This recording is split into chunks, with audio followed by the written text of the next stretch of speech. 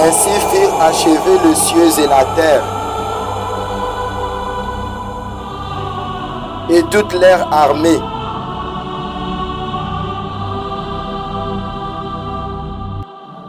Dieu acheva au septième jour son œuvre.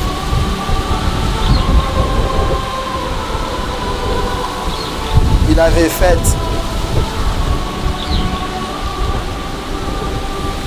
Et il se reposa au septième jour de toute son œuvre qu'il avait faite. Dieu bénit le septième jour et il le sanctifia. Parce qu'en ce jour, il se reposa de toute son œuvre qu'il avait créée en la faisant. Voici les origines des cieux et de la terre, quand ils furent créés. Lorsque l'Éternel Dieu fit une terre et des cieux, aucun arbuste de champ n'était encore sur la terre, et aucune herbe de champ ne germait encore, car l'Éternel Dieu n'avait pas fait pleuvoir sur la terre, et il n'y avait point d'homme pour cultiver les champs. Mais une vapeur s'éleva de la terre,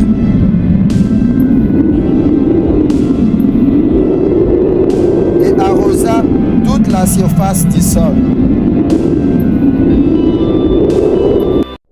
L'Éternel Dieu forma l'homme de la poussière de la terre.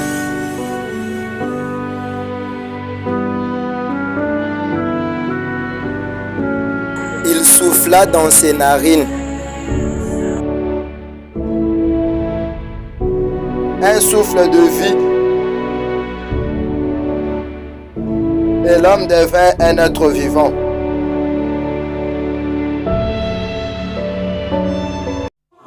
Puis l'Éternel Dieu planta un jardin en Éden, du côté de l'Orient, et il y mit l'homme qu'il avait formé.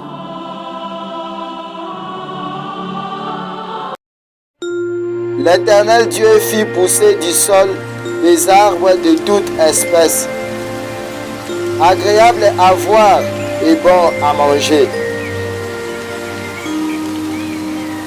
Et l'arbre de la vie au milieu du jardin, et l'arbre de la connaissance du bien et du mal. Un fleuve sortait d'Éden pour arroser les jardins.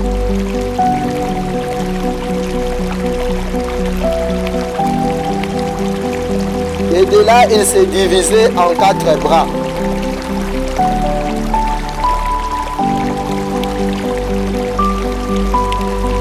Le nom du premier est Pishon.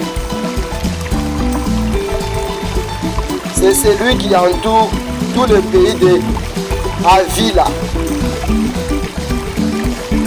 où se trouve l'or. L'or de ce pays est pire. On y trouve aussi le bitlium et la pierre d'onyx. Le nom du second fleuve est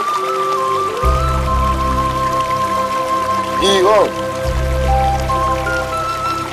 C'est celui qui entoure tous les pays de Cush. Le nom du troisième est Hiddekel. C'est celui qui coule à l'orient de la Syrie. Le quatrième fleuve, c'est l'Euphrate. L'Éternel Dieu prit l'homme et le plaça dans les jardins d'Éden pour les cultiver et pour les garder. L'Éternel Dieu donnant cet ordre à l'homme: tu pourras manger de tous les arbres du jardin, mais tu ne mangeras pas de l'arbre de la connaissance du bien et du mal. Car le jour où tu en mangeras, tu mourras. L'Éternel Dieu dit, il n'est pas bon que l'homme soit seul. Je lui ferai une aide semblable à lui. L'Éternel Dieu formant de la terre tous les animaux de champ et tous les oiseaux du ciel. Et il les fit venir vers l'homme pour voir comment il les appellerait. Et afin que tout être vivant porte le nom que lui donnerait l'homme.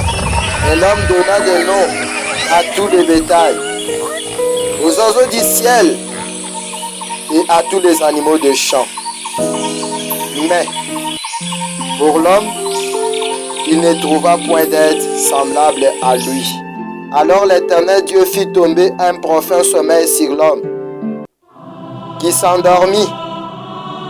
Il prit une de ses côtes et referma la chair à sa place. L'Éternel Dieu forma une femme de la côte qu'il avait prise de l'homme, et il l'amena vers l'homme. Et l'homme dit, voici cette fois celle qui est os de mes os et chair de ma chair. On l'appellera femme, parce qu'elle a été prise de l'homme. C'est pourquoi l'homme quittera son père et sa mère, et s'attachera à sa femme, et ils deviendront une seule chair. L'homme et sa femme étaient tous de nus, et ils n'en avaient point honte.